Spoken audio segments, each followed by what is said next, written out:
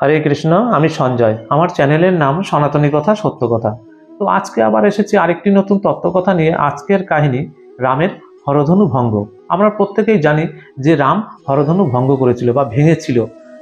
তো এইটুকু শুধু আমরা জানি, তো তার বিস্তারিত অনেকেই আমরা জানি না। তো তাই নিয়ে আজকে আলোচনা করব। শুরু করার আগে প্রথমেই বলি, আমার চ্যানেলে যারা প্রথম এসছেন তারা আগে ভিডিওটি দেখুন। যদি ভালো লাগে তাহলে অবশ্যই সাবস্ক্রাইব করে চ্যানেলের সাথে জুড়ে থাকবেন। ভিডিওটি স্কিপ করবেন না, সম্পূর্ণ ভিডিওটি দেখুন, অবশ্যই ভালো লাগবে। আর ভালো লাগলে লাইক কমেন্ট শেয়ার অবশ্যই করে দেবেন। তাহলে শুরু করছি আজকের কাহিনী রামধনু ভঙ্গ। তাহলে দেখতে থাকুন। একদিন প্রভাতকালে জনক বিশ্বামিত্রকে বললেন, ভগবান আজ্ঞা করুন, আমাকে কি করতে হবে? বিশ্বামিত্র উত্তর দিলেন, আপনার কাছে যে ধনুশ্রেষ্ঠ আছে তার দশরথের পুত্রকে দেখান। তখন জনক বললেন, এই ধনুক আমার কাছে আছে কেন জানেন? তাহলে শুনুন। মহাদেব দক্ষযজ্ঞ নষ্ট করার জন্য এই ধনুর জ্যাকর্ষণ করে দেবগণকে বলেছিলেন, আমি যজ্ঞ ভাগ চাচ্ছি, কিন্তু তোমরা তা দিচ্ছ না, সেজন্য এই ধনুর দ্বারা তোমাদের শিরচ্ছেদন করব।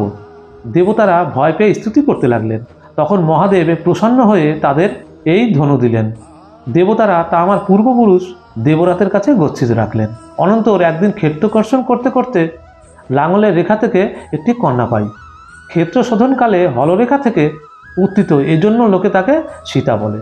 ভূতল থেকে উঠে সে আমার আত্মজা রূপে বড় হয়েছে। আমার এই অজনিজা কন্যা বীর্যশুল্কা হবে এ আমি স্থির করেছি। তারপর জনক বললেন, এই কন্যাকে বিবাহ করবার জন্য অনেক রাজাও এসেছিলেন। তাদের আমি হরধনু দেখিয়েছিলাম, কিন্তু তারা কেউ ধরতে বা তুলতে না পারায় সকলকেই আমি প্রত্যাখ্যান করেছি।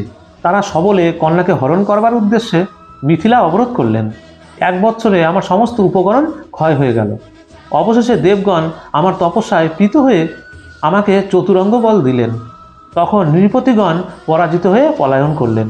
সেই ধনু আমি দেখাচ্ছি, যদি রাম তাতে জ্যারোপণ করতে পারে তাহলে সীতাকে তার হাতে তুলে দেব। জনক তার সচিবদের আদেশ দিলেন, সেই গন্ধমাল্যানু লেপিত দিব্য ধনু আনাও। 5000 দীর্ঘাকার লোক কোনো প্রকারে একটি অষ্টচক্র শকট টেনে নিয়ে এলো। তার উপরে লৌহ নির্মিত মঞ্জুষা, মধ্যে সেই ধনু রক্ষিত ছিল।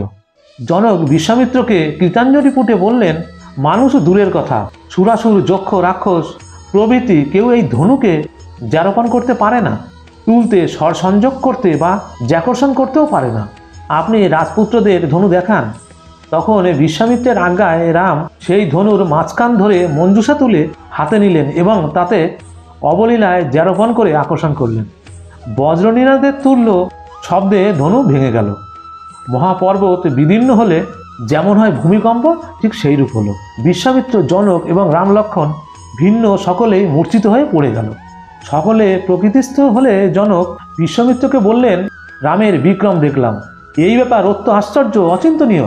রামকে প্রতিরূপে পেয়ে আমার কন্যা জনক বংশে কীর্তি স্থাপন করবে। আপনি অনুমতি দিন, আমার দূতেরা অবিলম্বে রথারোহণে অযোধ্যায় যাবেন এবং সকল সংবাদ জানিয়ে দশরথকে এখানে নিয়ে আসবেন। তো এইটুকু ছিল আজকের কাহিনী। আগামী দিনে আগামী পর্বে আবার কোনো নতুন কাহিনী নিয়ে আসবো।